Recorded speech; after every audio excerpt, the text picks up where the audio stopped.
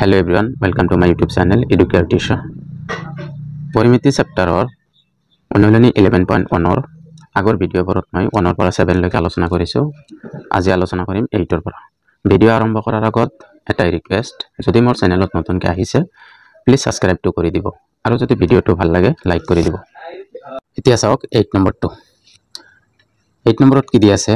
Trapezium আকৃতিৰ বাগিচা এখনৰ কালি 480 মিটাৰ স্কয়াৰ। উচ্চতা দি আছে 15 মিটাৰ আৰু সমান্তৰাল বাহু এটাৰ দৈৰ্ঘ্য 20 মিটাৰ। আনটো সমান্তৰাল বাহুৰ মাপ উলিয়াব দিছে। এটা ট্ৰেপিজিয়াম ধৰি লওক।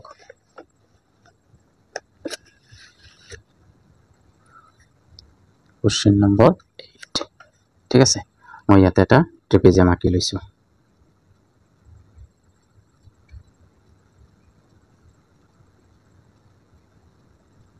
ওকে, এতিয়া এইটো হ'ল মাজৰ দূৰত্ব। এই ট্ৰেপিজিয়ামটোৰ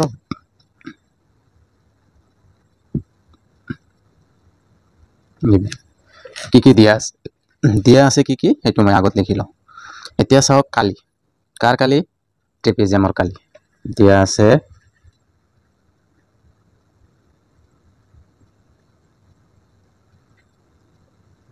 ট্ৰেপিজিয়ামৰ কালি। কালি দিয়া আছে কিমান?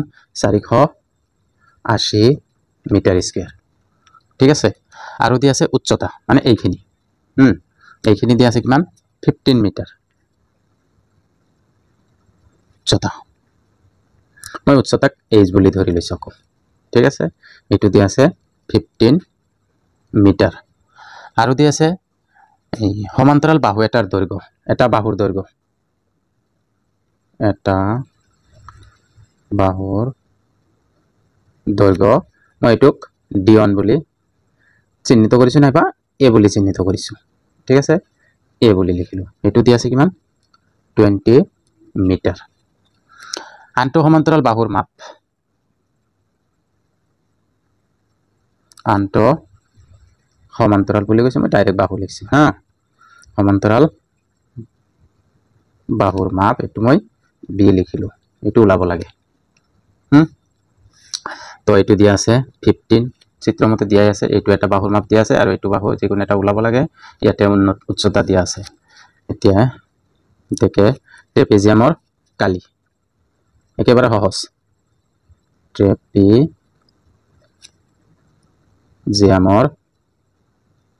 কালি সমান কি ওলাব লাগে? ফৰ্মুলা কি? Half into A plus B. এটা বাহু ধৰিছোঁ এ আৰু এটা বাহু ধৰিলোঁ বি ইনটু এইচ, মানে উচ্চতা। কি হ'ব? যেহেতু ইয়াতে মানটো দিয়া আছে মই আগত নিলিখোঁ, এতিয়া লিখিম। ট্ৰেপিজিয়ামৰ কালি কিমান দিয়া আছে? 480 মিটাৰ স্কয়াৰ দিয়া আছে আৰু হাফ ইনটু এ কিমান দিয়া আছে? 20 আৰু বি দিয়া নাই আমাক, বি মই ডাইৰেক্ট বি লিখিছোঁ। আৰু এইচ কিমান দিয়া আছে? 15। ইয়াতে হ'ব মিটাৰ। এতিয়া চাওক 480 মিটাৰ স্কয়াৰ। ইয়াতে কিবা কাটিব পাৰোঁ নেকি? নোৱাৰোঁ। যিহেতু নোৱাৰোঁ তো ডাইৰেক্ট ইয়াতে কাটিব পাৰোঁ, কিন্তু মই ইয়াতে নাকাটো। ইয়াতে নাকাটা কৰি মই এইটো ইয়াতে লৈ আহিম। এইটো ইয়াতে হৰণ হৈ আছে, ইফালে আহিলে কি হৈ যাব? পূৰণ হৈ যাব।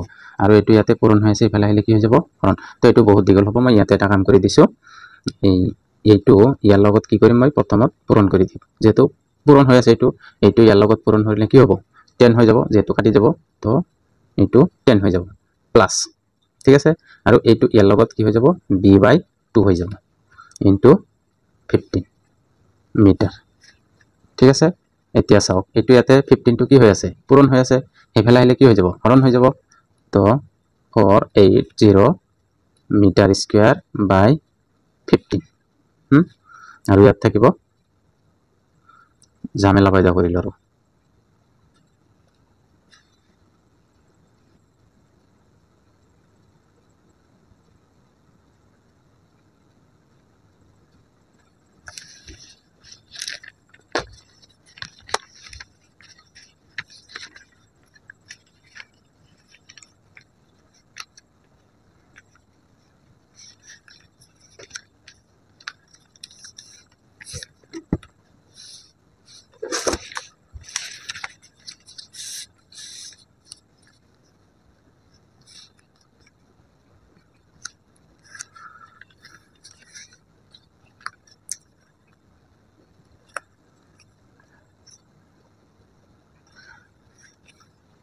তো এইখিনি হল ইয়াতে চাওক ইয়াতে কি কৈছে যেহেতু এইটো কি দিয়া আছে 2 হৰণ হৈ আছে ইয়াৰ লগত গোটেইখিনি পূৰণ তো 15 কি হৈছে পূৰণ হৈছে 15 ইফালে আহিলে কি হ'ব হৰণ হৈ যাব ঠিক আছে আৰু 2 ইয়াতে হৰণ হৈছে ইফালে আহিলে কি হ'ব পূৰণ হৈ যাব তো 48 into 2 by 15 ইয়াতে মিটাৰ স্কয়াৰ ইয়াতে মিটাৰ আৰু ইয়াত থাকিব কিমান 20 plus b হৈ গল এতিয়া চাওক এটো ইয়াৰ লগত পূৰণ হৈ আছে ইয়াতে হৰণ হৈ আছে তো পূৰণ কৰিলে কিমান হ'ব 4 শূন্য গুণ এই 2 শূন্য গুণ 0 2 8 গুণ 16 16 6 7 1 2 4 গুণ 8 আৰু একে 9 তো হল আৰু ইয়াতে 15 মিটাৰ এটা থাকিলে টোটাল ইয়াতে মিটাৰ হ'ব ইয়াতে থাকিল কিমান 20 plus b ঠিক আছে এতিয়া চাওক ইয়াতে কিবা কাটিব পাৰো কিহেৰে কাটিব পাৰো যদি মই 15 ৰে কাটো ইয়াতে 0 9 এৰ মাজত 15 ইয়াৰ মাজত 4 বাৰ 5 বাৰ 6 বাৰ যাব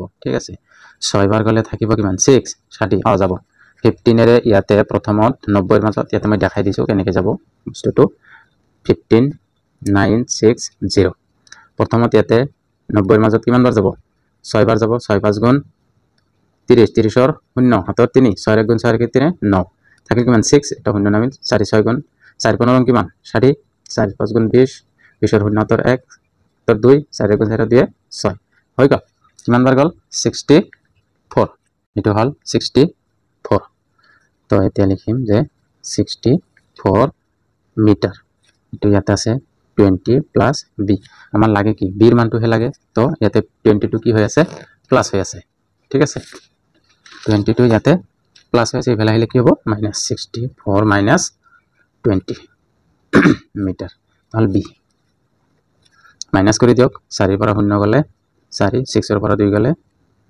4 এটো হল মান মিটাৰ এটো b এতেকে আনটো কিয়ৰ এই বাহু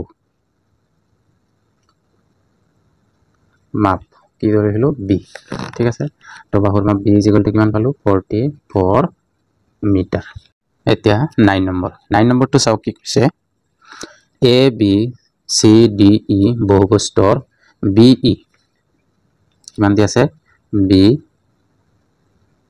e এটো দি আছে 8 cm আৰু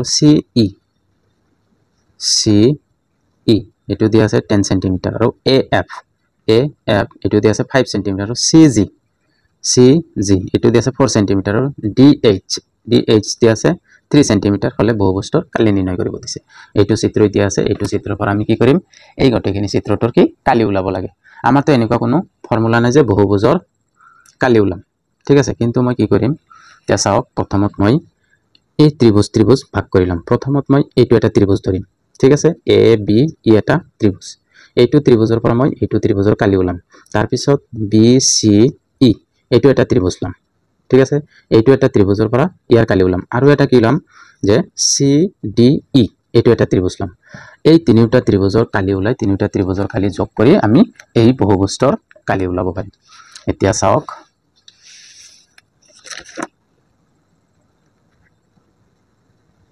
9 নম্বৰ প্ৰথমত মই গিভেন দিয়া আছে কি লিখিলাম গিভেন দিয়া আছে be a b c d e বহুবস্তৰ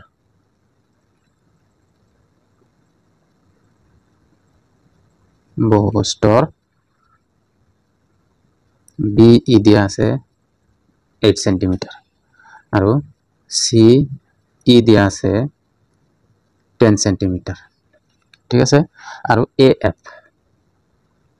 দিয়া আছে 5 cm cg দিয়া আছে 4 cm আৰু dh দিয়া আছে 3 cm আমাক কি কৈছে বহুবস্তৰ কালি নিৰ্ণয় কৰিব দিছে বহুবস্তৰ কালি উলাব দিছে এতিয়া চাওক মই কৈছো যে চিত্ৰটোৰ পৰা ঠিক আছে চিত্ৰটোৰ পৰা প্ৰথমত কি কৰিম a b e ত্ৰিভুজৰ পৰা প্ৰথমত সুবিধাৰ কাৰণে এনেকৈ লিখিছো প্ৰথমত এ বি ই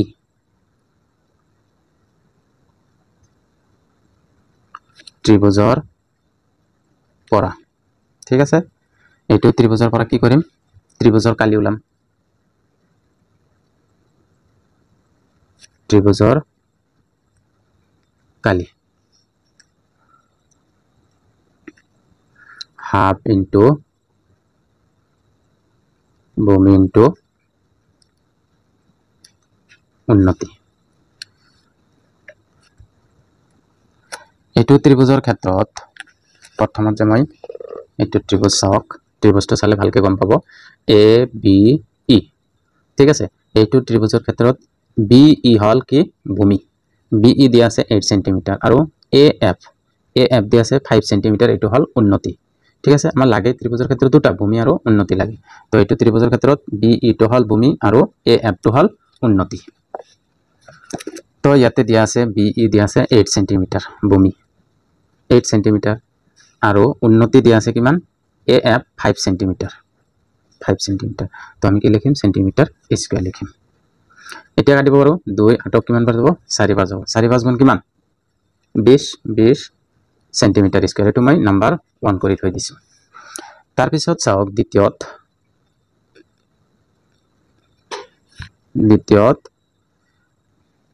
কি কৰিম আৰু এটা ত্ৰিভুজ লম এইটো চিত্ৰত চাওক দ্বিতীয়ত মই এইটো ত্ৰিভুজ লম বি সি ই এই গোটেইখিনি এটা ত্ৰিভুজ এইটো ত্ৰিভুজৰ ভূমি হ'ব বি ই এটা ভূমি ঠিক আছে আৰু সি জি হল ইয়াৰ উন্নতি সি জি দিয়া আছে বি ইউ দিয়া আছে এইটো ত্ৰিভুজৰ ক্ষেত্ৰত বি সি ই দ্বিতীয়ত কি ত্ৰিভুজ এইটো ত্ৰিভুজৰ সিম্বল অলপ বুজি ললা হল বি সি ইৰ পৰা ঠিক আছে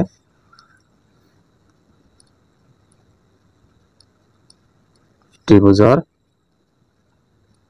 কালি হাফ ইনটু ভূমি ইনটু উন্নতি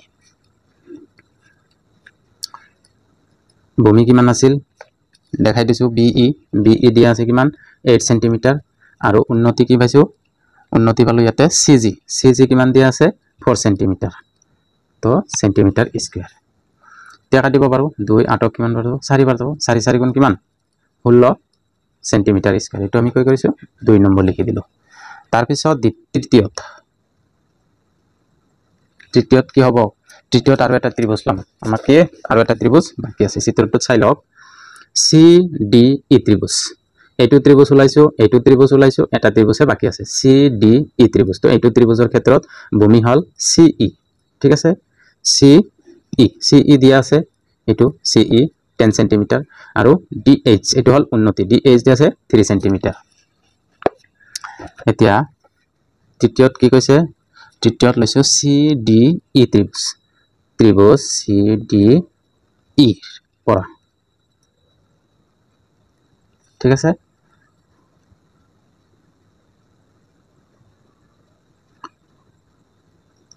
ত্ৰিভুজৰ কালি হাফ ইনটু ভূমি ইনটু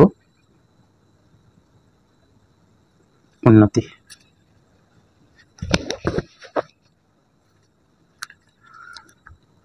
হাফ ইনটু ভূমি কিমান পাইছো ভূমি দিয়া আছে সি ই আমাৰ সি ইৰ মান দিয়া আছে 10 centimetre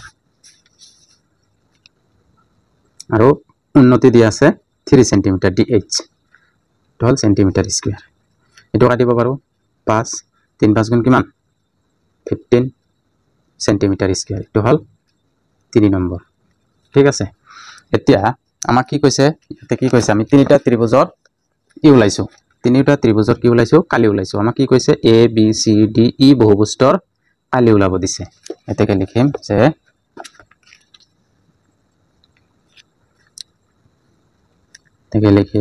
A B C D E বহুভুজৰ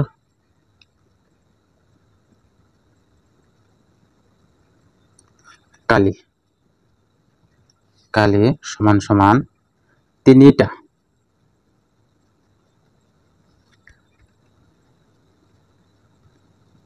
ত্ৰিভুজৰ কালিৰ যোগফল